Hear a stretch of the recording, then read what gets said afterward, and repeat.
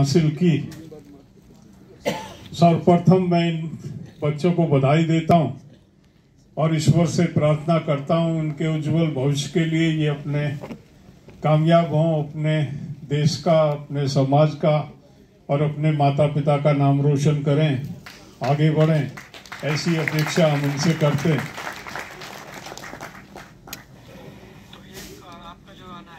ये प्रोग्राम हम पहले भी करते रहे इस तरह का। उसी कड़ी में इस साल का ये कार्यक्रम था हमारा। कई दफे लोग सवाल करते हैं, कुछ लोग थोड़ा अचंभा सा करते हैं जब हम जाते हैं कि ऑल इंडिया जाट महासभा की तरफ से ये दिल्ली में कार्यक्रम हो रहा है, दिल्ली एनसीआर के बच्चों का।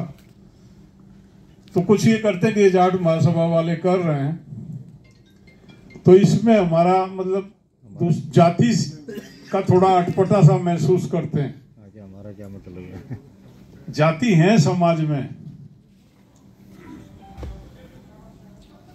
जातिवाद नहीं होना चाहिए।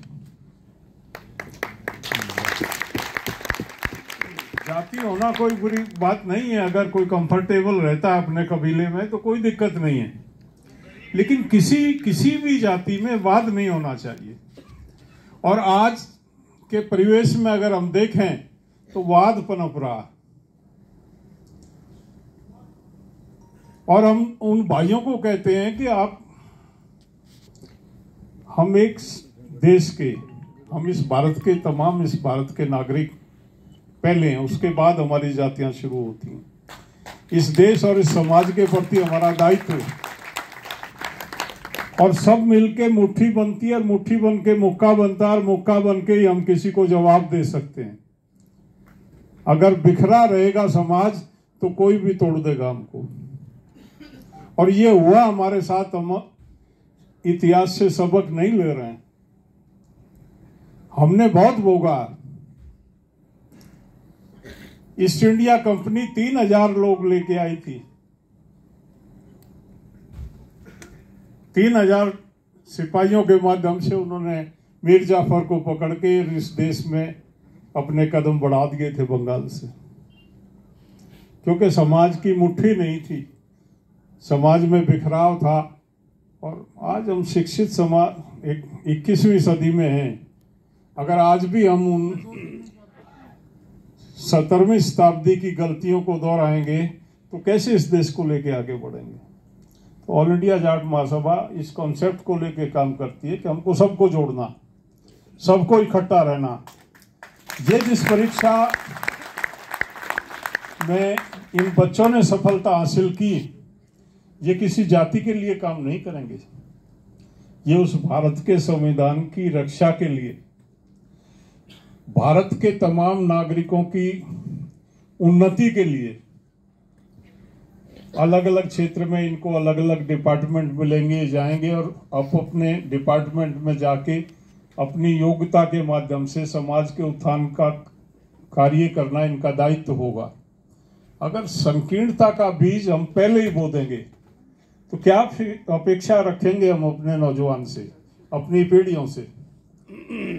इसमें तमाम जातियों के लोग हैं, ये किसी जाति के अधिकारी नहीं है, ये अधिकारी हैं, ये जो भारत गणराज्य संघ है उसका एक जो संविधान है उसके तहत काम करके इस समाज को आगे बढ़ाने के लिए, इस देश को मजबूत बनाने का दायित्व भी इनको मिलने जा रहा। एक बड़ी भूमिका की तरफ ये बढ़ेंगे, तो ऐसी अपेक्षा और उम्मीद भी हमको इन्हें करनी चाहिए। और मैं जिस समाज से आता हूं उसकी एक खूबी रही है, वो न्याय में विश्वास करता। अगर किसी का सगा बेटा, सगा भाई या परिवार का व्यक्ति दोषी होता तो वो पार्शलिटी नहीं बरतता है, उसके खिलाफ खड़ा हो जाता है, न्याय की बात करता है। वो जो मेरी जाति का एक स्वभाव है, जातिगत स्वभाव है, उसको मजबूत करने के लिए, जैसे शांति स्वरूप अभी कह रहे थे कि जाट का मतलब है तमाम लोगों को जोड़ के इकट्ठा करके समाज को लेके एक साथ चले। और हमारा ये जो क्षेत्र रहा, जिस खास परंपरा के तहत इस क्षेत्र में इस क्षेत्र ने किसी राज की परवाह नहीं की कभी। इस क्षेत्र ने समाज को महत्व दिया और उस खाप परंपरा में दिल्ली से बढ़िया कोई उदाहरण नहीं। आप दिल्ली में देख लें, दिल्ली में हमारे 360 गांवों का एक जो समूह, उसमें जाटों के 12 सत्र हैं, ब्राह्मणों के हैं, राजपूतों के हैं, तवरों के हैं, गुजरों के हैं, तमाम। और उसके बाद भी जो ये हमारे तपे होते थे, जिस गांव को दायित्व दिया जाता था समाज को लेके एक राह दिखाने का, उसकी तमाम जातियों के लोग जब तक नहीं आते थे उस पंचायत में, तब तक फैसला नहीं होता था। ये सौरो जाति सौरो खाप के नाम से एक जो संगठन 1400 साल चला, जिसने डोमिनेट किया, और जिस पंचायती व्यवस्था ने मोहम्मद गौरी के आने के साथ ही स्वतंत्रता का प्रथम युद्ध, इतिहास के पन्ने जो हैं वो अधकचरे हैं जो हमें पढ़ाया जाता। 1192 में मोहम्मद गौरी आया, जो पहला शासक था जिसने अपनी राज सत्ता कायम की, और 1193 में सरखाप पंचायत ने पहला युद्ध कुतुबुद्दीन ऐबक के सामने लड़ा था और उसको परास्त किया था। विडंबना ये रही कि हम जो पढ़ रहे हैं वो भाटों का लिखा हुआ पढ़ रहे हैं, और भाट जिसकी तनख्वाह लेता था उसके मतलब उसमें अलंकार लगा लगा के उसकी झूठी कहानियां गढ़ के सुनाता था, क्योंकि वो उस राजा से इनाम पाता था। वो जो उसने लिख दिया वही हमको पढ़ाया गया, वही हम पढ़ रहे हैं। अगर हम अपने इस क्षेत्र के इतिहास को देखें तो इसमें कभी जातीय संकीर्णता नहीं रही हमारे क्षेत्र में, और इसीलिए जो पंचायत का डोमिनेटिंग क्षेत्र था, आपको कभी इन बच्चों से भी मैं कहूंगा, कभी मौका मिले तो पंचायत को पढ़ना। रजवाड़े और पंचायत में अंतर था। रजवाड़ा एक व्यक्ति विशेष के द्वारा डोमिनेशन पे चलता था, लेकिन पंचायत समाज के डोमिनेशन से चलती थी, और हम उस पंचायती क्षेत्र के रहने वाले लोग हैं जो डेमोक्रेसी में विश्वास करते हैं, जो प्रजातंत्र में विश्वास करते हैं। तो आपको एक दायित्व मिला, और ऐसे कठिन समय में आप जा रहे हैं जब समाज में वाद बढ़ रहा, धार्मिक उन्माद बढ़ रहा, धार्मिक संकीर्णता बढ़ रही है। धर्म पहले भी थे, लेकिन जितने स्वतंत्रता संग्राम को अगर उठा के देखें तो उसमें जो फांसी हुई, मुसलमान को भी कम फांसी नहीं हुई, वो भी बराबर का हिंदुस्तान की आजादी के लिए लड़ा था। क्या कारण? क्यों आज ऐसा माहौल हो गया कि मुसलमान को देख के हमको ये लगता है गड़बड़ कर देगा, हिंदू को देख के उसको लगता है गड़बड़ कर देगा, और उससे नीचे जातियों में आ गए हम, क्योंकि डेमोक्रेटिक सिस्टम फेल हो गया। मैंने जब शुरू किया तो चौधरी चरण सिंह के चरणों में बैठ के हमने राजनीति सीखी। ओमपाल तरार बैठे हैं हम, और चौधरी चरण सिंह, मुरारजी देसाई, यशवंत राव चौहान, मतलब जगजीवन राम, एक से एक नेता था उस टाइम पे, जिनसे हमें थोड़ा सा अरसा मिला, जिनके साथ सीखने का। और आज की राजनीति देखते हैं, आज की राजनीति देखते हैं और वो राजनीति देखते हैं तो अंतर साफ नजर आता।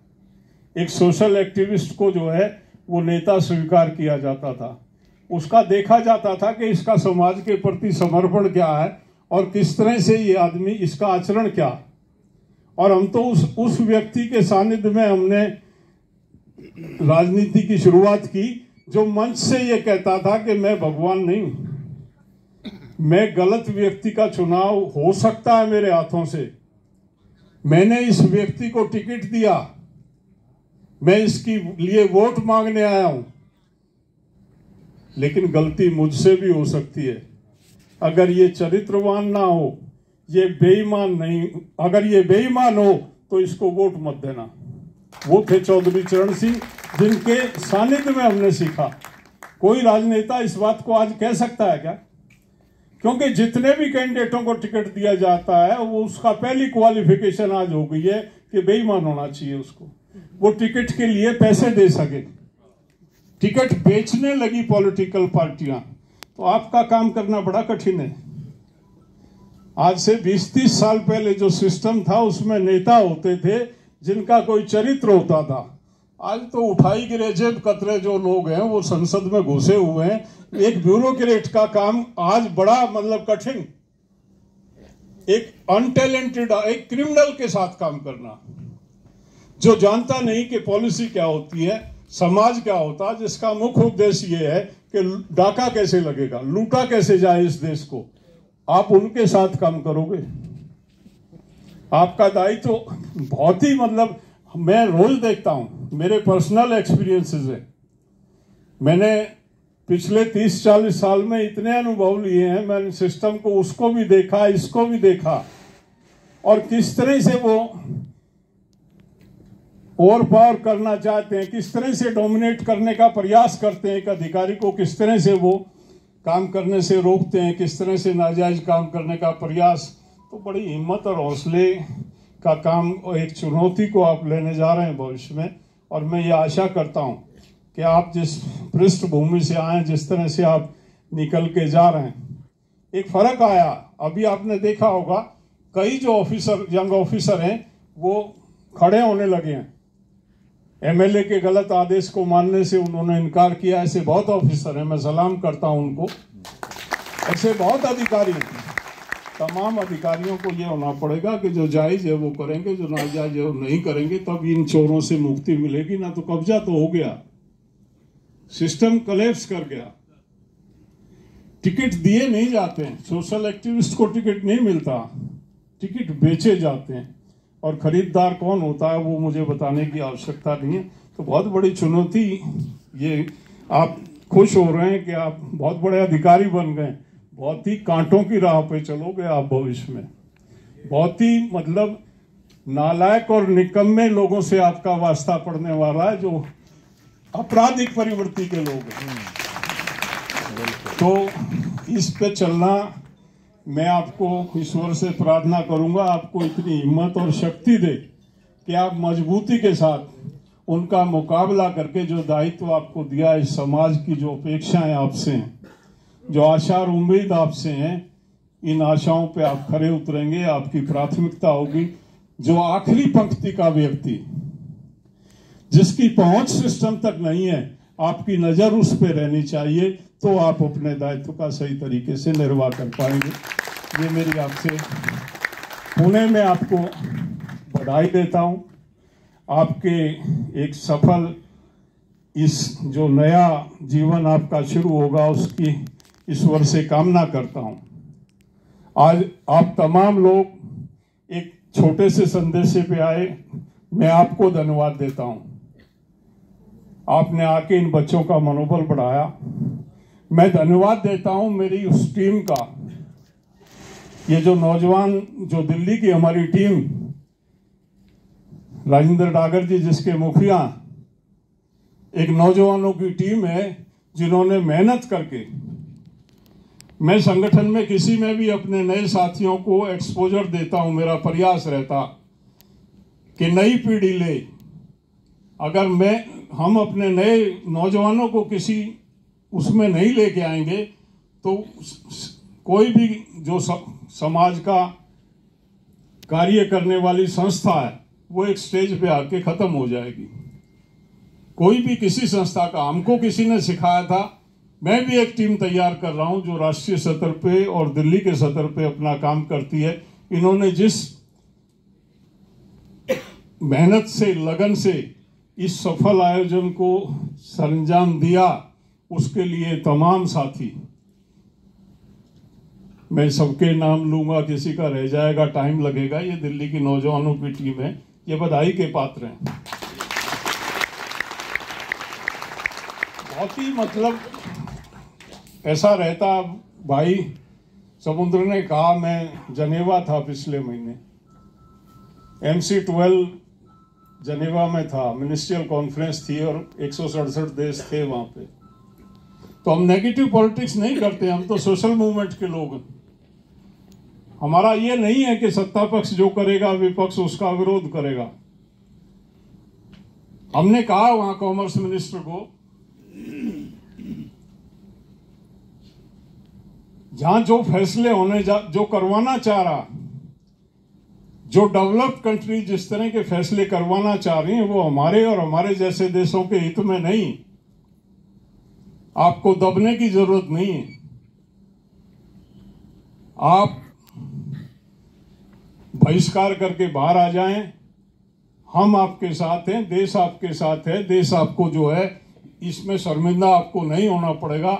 लेकिन कोई भी वो समझौता जिससे हमारे देश के किसान को, गरीब को, मजदूर को जिसका नुकसान होता है उस पर आप साइन नहीं करें।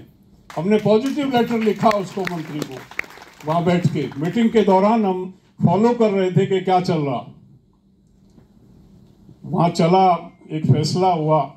कोई बहुत अच्छा तो मैं नहीं कह सकता कि हमारे देश में कोई बहुत बड़ी अचीवमेंट हुई वहां पे, लेकिन ये हुआ जैसे थे के बाद हम वापस आ गए। वैश्वीकरण के बाद देश में इशू बदल रहे हैं, स्थिति बदल रही है, हमको अंतर्राष्ट्रीय नीतियां हमको प्रभावित कर रही हैं। उसका टोटल वो पड़ता है। पूंजीवाद एक तरफ खड़ा है, मेहनत कश एक तरफ खड़ा है, उसकी रस्साकसी हमारे ही देश में नहीं है। पूरी दुनिया का सिस्टम जो है वो डगमगाया हुआ है पूंजीवाद की गिरफ्त में। अमेरिका की सरकारें भी अमेरिका के चंद लोग बनाते हैं। अमेरिका का राष्ट्रपति भी बड़ी कंपनियों के डोनेशन से ही चुनाव लड़ता, और अमेरिका का राष्ट्रपति 4 साल फिर उनका वकील बनके पूरी दुनिया में उनकी नुमाइंदगी करने के लिए आता। हिंदुस्तान में 5 दफे अमेरिका का 4 दफे अमेरिका का राष्ट्रपति आया। उसका आने का उद्देश्य कुछ नहीं था। मॉन्सेंटो, कारगिल, सीजेंटा, इनको किस तरह से ज्यादा स्पेस हिंदुस्तान के बाजार में मिले, वो उनकी दलाली करने आते हैं। उनकी जो पॉलिसीज हैं वो टोटल अपने हित को देखती हैं, और हम अपने हित के लिए अपने लोगों के हित में जो पॉलिसी बने, क्योंकि बहुत अंतर है, दृष्टिकोण को बदलना पड़ेगा। मैं अर्जेंटीना में एक मीटिंग में था और हमारे कॉमर्स सेक्रेटरी मुझे कहने लगे, देखा आपने कितना सुंदर मॉडल है एग्रीकल्चर का। तो मुझे लगा कि ये वही ब्यूरोक्रेट है जिसके अमेरिका और यूरोप का चश्मा लगा हुआ है। मैंने कहा, इस देश की जनसंख्या कितनी, शहर में कितने रहते हैं, गांव में कितने रहते हैं। अर्जेंटीना में 80% लोग शहरों में रहते हैं, 20 गांव में रहते हैं, 1% के पास जमीन, 19% वहां लैंडलेस है, 1% किसान के पास जमीन नहीं है। यूरोपियन जो वहां माइग्रेट हुए हैं, तमाम जमीन पे यूरोपियन का कब्जा अर्जेंटीना में। मैंने कहा, बेहूदी बात कर रहा है। हिंदुस्तान में 62% लोग खेती के माध्यम से गुजर बसर करते हैं। हिंदुस्तान की एवरेज होल्डिंग जो है वो 85% किसान 2 हेक्टेयर से नीचे हैं, और 1 हेक्टेयर की बात करें तो 65% किसान 1 हेक्टेयर से नीचे। हिंदुस्तान में खेती व्यापार नहीं, जीवन पद्धति। हिंदुस्तान में छोटे से टुकड़े के साथ आदमी 2-4 बोरी अनाज पैदा करके अपने बच्चों की रोजी रोटी का जुगाड़ करता, और अमेरिका का आदमी 1000 हेक्टेयर में खेती करके, एक कंपनी है वो, किसानी नहीं है, 2000 हेक्टेयर, 1000 हेक्टेयर। मैं वहाँ ब्राजील में चला गया, वो लैंडलेस फार्मर थे, हमारे साथी हैं, हमारी संगठन में हमारे साथ लड़ते हैं। वो कहने लगे, हम लैंडलेस किसान हैं। तो मैंने कहा, है कितनी जमीन कितनी है? बोला, कुल 45 एकड़ है। मैंने कहा, हमारे यहाँ तो 12.5 एकड़ की सीलिंग है, तेरे पास 35 एकड़ जमीन है, तू छोटा किसान है। वो हैं लैंडलेस जो हैं, जो कब्जा करते हैं। तो हमारे जो नीति निर्धारक, क्योंकि स्कीमें कौन बनाता, स्कीमें बनाएंगे आगे ये बच्चे, और अब बना रहे हैं जो इनसे पहले गए। तो मैं ये बात इसलिए कह रहा हूं, आपको जानबूझ के लंबा कर रहा हूं इसमें, कि वो जो अमेरिका और यूरोप का चश्मा उसको उतार के हिंदुस्तान का गांव और हिंदुस्तान का किसान देख के इस देश में योजनाएं बनेगी, तब ये देश आगे बढ़ पाएगा। मैं अनेक मीटिंगों में अटैक करता हूं, बहुत से लोग तिलमिलाते हैं, मुझसे गुस्सा करते हैं, मेरे बारे में टिप्पणियां करते हैं कि हमको मूर्ख कह रहा। मैंने कहा तुम फॉलो करते हो, मैंने ऐसे ऑर्डर देखे हैं कॉमा फुल स्टॉप चेंज नहीं है। लैटिन अमेरिका में भी वही ऑर्डर है उस वाटर रिसोर्सेज को लेके, हिंदुस्तान में भी वही है, अफ्रीका में भी वही है। यानी कि हमारा मास्टर कोई और है, हमको डिक्टेट कोई और कर रहा है। वाशिंगटन डीसी के ऑर्डर्स को जब तक नकारा नहीं जाएगा तब तक हमारा देश तरक्की नहीं कर सकता। अंत में आपको बधाई, आपने समय दिया अपना। मुझे पता है बहुत से बच्चे जाने की जल्दी में चले गए, आपको भी अनेक व्यस्तताएं, इतने व्यस्त समय में आप आए, समाज आपका आभारी है। आप लोगों ने समय दिया और धैर्य से इस प्रोग्राम को कामयाब किया। आप सभी का आभार व्यक्त करते हैं हम। धन्यवाद। जय किसान, जय मजदूर।